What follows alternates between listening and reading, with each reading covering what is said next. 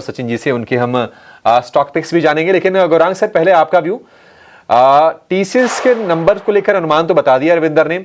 आप बताइए सर कि आईटी में आप यहां से पॉजिटिव्स ज्यादा देख रहे हैं या फिर नेगेटिव्स अभी ज्यादा हैं? आपका व्यू क्या आईटी को लेकर? धन्यवाद अभिषेक भाई, मंच पर आमंत्रित करने के लिए। ईटी नाउ स्वदेश के दर्शकों को और आप सभी को सादर प्रणाम और शुभ दिन हमारे तरफ से। एक छोटा डिस्क्लोजर पहला दे देते हैं कि जो भी निवेश लायक रणनीति आपके समक्ष इस कार्यक्रम में रखेंगे, ये बुनियादी दर के आधार पर लंबी अवधि के लिए।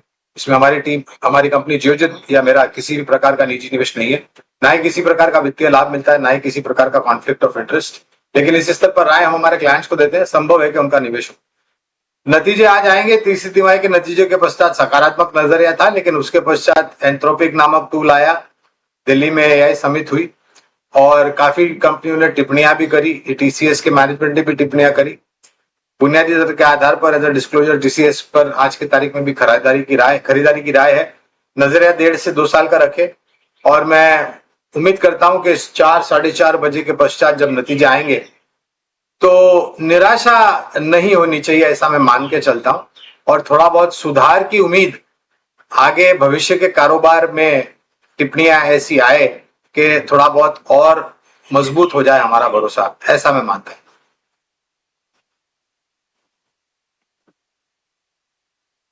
टीसीएस को लेकर ये व्यू हो गया और आप देखिए नंबर्स ठीक ठाक आने की ही उम्मीद है। जो पिछली बार जो एआई की जो रेवेन्यू थी उसने बड़े मार्जिन से आउट परफॉर्म किया था, लगभग 17% के आसपास की ग्रोथ उसमें देखने को मिली थी। देखते हैं कि इस बार क्या ट्रेंड रहता है। गौरांग सर, एक बार आपसे एसी मैन्युफैक्चरिंग कंपनीज पर व्यू चाहिए, क्योंकि देखिए हाल फिलहाल ये भी काफ़ी वॉलेटाइल होते हुए दिखे हैं। अब जो स्काईमेट की तरफ से प्रोजेक्शंस है वो फिलहाल तो यही है कि रेनफॉल हालांकि नॉर्मल के नीचे होगा, बट एल नीनो के भी इम्पैक्ट्स रह सकते हैं। बट अभी तक कहीं ना कहीं समर सीजन की सेल्स जो है बहुत अच्छी नहीं आती हुई दिखी। एटलीस्ट ये मैनेजमेंट्स भी फिलहाल यही बोल रहे हैं, प्राइस हाइक भी वो काफ़ी कर रहे हैं। बट स्टॉक प्राइस के लिहाज से आपको क्या लगता है, क्या यहाँ पर जो है एक अच्छे रिटर्न्स बन सकते हैं? इन स्तरों पर क्या आपको अट्रैक्टिव लग रहे हैं? सृष्टि जी, देखिए मौसम मेहरबान है थोड़ा बहुत, वरना इससे पहले के सालों में अब तक तो गर्मी का पारा मेरे ख्याल से 40 डिग्री कुछ शहरों में पहुंच गया होता, खास करके उत्तर भारत में। कहीं पर बारिश, कहीं पर ओले पड़े हैं, मौसम में बदलाव आया है। स्काईमैट की बातें हमने भी सुनी थी।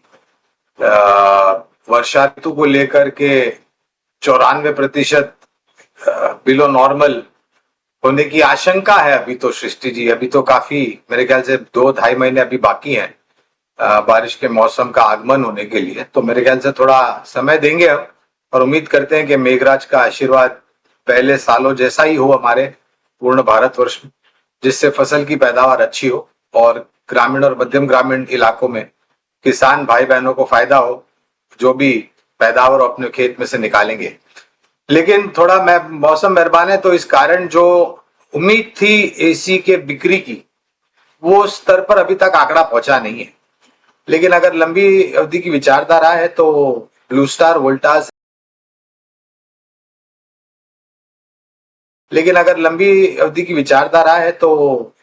वोल्टास, हैवेल्स, एक कंपनी जो कि एसी नहीं लेकिन कूलर्स बनाती है, सिम्फनी, यहाँ इन चारों पर खरीदारी की राय है लंबी अवधि के लिए। चलिए, मार्केट्स के साथ साथ मौसम में भी काफ़ी वॉलेटिलिटी। और जी हाँ, अभी जब हम अप्रैल के महीने में आ गए तो नॉर्दर्न इंडिया में तो बहुत गर्मी पड़ती है। अभी तक कहीं ना कहीं वो रिपोर्ट्स नहीं आई हैं, देखते हैं आगे के दिनों में क्या हाल होता है। बट ओला पर एक व्यू बनता है। ओलेक्ट्रा की तो बातचीत हम पहले कर चुके हैं, आगे एक और राय ले लेंगे। गौरांग भाई, ओला में आज जो तेजी आई है, क्या इसके पीछे कोई खास वजह आप देख रहे हैं? ये 20% की तेजी, कोई ना कोई ट्रिगर तो होगा, कोई ना कोई न्यूज तो आई होगी, उसके बारे में अभी टटोलने की कोशिश करेंगे। आज आप वॉल्यूम देखिए, वॉल्यूम बड़ा खतरनाक है। 78 करोड़ शेयरों का वॉल्यूम हो चुका है ओला में। क्या राय होगी आपकी, क्या करना है इसमें सर? अभिषेक भाई, मैं क्षमा चाहता हूं, लेकिन आपकी पीसीआर टीम को मैंने कहा है कि आपकी वाणी मुझसे पहुंच नहीं रही है, बहुत कम आपकी आवाज आ रही है। मैं फिर से निवेदन करूंगा आपकी पीसीआर टीम को कि आपकी वाणी की जो संख्या है वो बढ़ा दे, ये नम्र विनंती है। मैं उम्मीद करता हूं आपका प्रश्न ओला इलेक्ट्रिक पर है। देखिए, मैं मानता हूं इस कंपनी से बेहतर कंपनियां हैं, और मेरे ख्याल से किसी का भला नहीं हुआ है इसमें, ना निवेशक का भला हुआ है, ना कारोबारियों का भला हुआ है। इस प्रकार की कंपनियों को हम ट्रैक नहीं करते हैं, ना ही बुनियादी तर्क के आधार पर कोई राय है हमारी। एक सावधानी बिल्कुल बरतने की राय दूंगा, और झांसे में ना आ जाए ये जो 20%, 10%, 5%, 15% का ऊपर का जो सर्किट लगता है, ये मेरे ख्याल से फंसने के पूरे आसार नजर आते हैं। मुझे हमें लग रहा है कि इलेक्ट्रिक 2 पहिया वाहन बनाने वाली कंपनियों की श्रेणी में TVS Motors, hero MotoCorp, Bajaj auto जैसी कंपनियां हैं जहां पर आपको ध्यान देना चाहिए, जो कि एस्टैब्लिश्ड प्लेयर्स है और एक इतिहास रचा है इन सब कंपनियों ने। ओला ने जो इतिहास रखा है वो पूरा नुकसानी का इतिहास रचा है। जब 40 रुपए से 71-72 रुपए की जर्नी जब तय की थी, तब ये खबरें आई थी कि बहुत सारे फंड्स हाउसेस ने भी ओला को अकोमोडेट किया था और नए ट्रेडर्स ने, इन्वेस्टर्स ने एंट्री की होगी ओला में। क्या उनके लिए सलाह ये होगी कि ये बहुत बढ़िया अपॉर्चुनिटी आ रही है एग्जिट लेने के लिए, या फिर थोड़ा सा वेट कर लें? ये प्रश्न मेरे लिए है अभिषेक भाई? जी जी जी जी। देखिए, कोई क्या करता है वो क्यों देखना है? किसी की नकल आपको क्यों करनी है अभिषेक भाई? आप अपनी बुद्धिमत्ता, अपनी जोखिम झेलने की क्षमता देखिए ना भाई। कोई बड़ा निवेशक अगर इसमें जाता है या बाहर आता है, अगर उसका 50 करोड़ 100 करोड़ इधर उधर हो जाएगा, उसको कुछ भी फर्क नहीं पड़ने वाला है। लेकिन अगर आपको 500,000 रुपया ऊपर नीचे हो गया ना, तो दोपहर की रोटी भी नहीं खाएंगे, रात का खाना भी नहीं खाएंगे आप। तो मैं ये मानता हूं कि कोई क्या करता है, बड़ा निवेशक क्या करता है, कोई संस्थागत निवेशक क्या करता है, विदेशी संस्थागत निवेशक क्या करता है, स्थानीय संस्थागत निवेशक क्या करता है, इसको देख करके आप निवेश की रणनीति मेहरबानी करके कृपया करके मत बनाइए। आप अपनी निवेश की रणनीति, आपकी जोखिम झेलने की क्षमता, आपकी समझ, सूझबूझ, बुद्धिमत्ता, ये सबका प्रयोग करके आप निर्णय लीजिए। देखिए अभिषेक भाई, अगर किसी को देख के पैसा बनाना शेयर बाजार में इतना आसान होता तो मेरे ख्याल से ज्यादा मेहनत करने की जरूरत ही नहीं पड़ती ना। लेकिन ऐसा नहीं होता है। शेयर बाजार सभी जोखिमों के अधीन होता है। तो मैं मेरा बहुत ही नम्र निवेदन है दर्शकों को, किसी को देख करके आप नकल मत कीजिए। ठीक है, ओला को लेकर ये व्यू हो गया, समझने वाले समझ गए होंगे। लेकिन चलिए आगे बढ़ते हैं।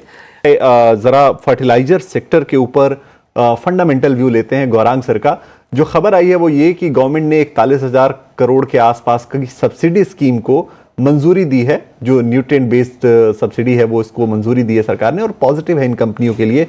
गौरांग सर, क्या राय आपकी फर्टिलाइजर कंपनियों पर बनती है, एक तो ये खबर देखते हुए और दूसरी जो मॉनसून की प्रेडिक्शन है उसको देखते हुए? देखिए,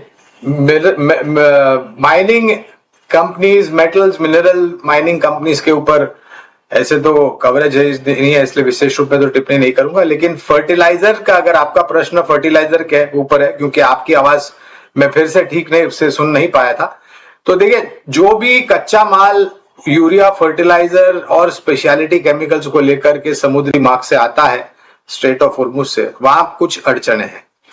अब ये 2 हफ्ते का जो विराम दिया गया है, उम्मीद रखते हैं कि 2 विराम, क्योंकि 24 घंटे में ही एक दूसरे के ऊपर आरोप प्रति आरोप लगा रहे थे ईरान, इजराइल और अमेरिका। तो अब क्या परिस्थिति, और कोई दूसरा मार्ग भी, समुद्री मार्ग, ईरान ने बताया कि जो समुद्री जहाज है उनको निकलने के लिए कोई दूसरा मार्ग। तो उम्मीद करता हूं कि ज्यादा तकलीफ कच्चे माल को लेकर के नहीं आएगी, और हमारे यहाँ पर शायद ऐसी परिस्थिति न हो कि बारिश भी कम हो और उपलब्धि यूरिया फर्टिलाइजर की भी कम हो। अगर ऐसा है तो थोड़ी दिक्कत हो सकती है। कुछ 1-2 कंपनियों के ऊपर फर्टिलाइजर रिलेटेड कोरोमंडल इंटरनेशनल नामक कंपनी है जहां पर खरीदारी की राय है। स्पेशलिटी और एग्रोकेमिकल्स में पीडीलाइट, यूपीएल, टाटा केमिकल्स, विनती ऑर्गेनिक्स, पीआई इंडस्ट्रीज जैसी कंपनियां हैं जहां पर बुनियादी दर के आधार पर खरीदारी की राय है।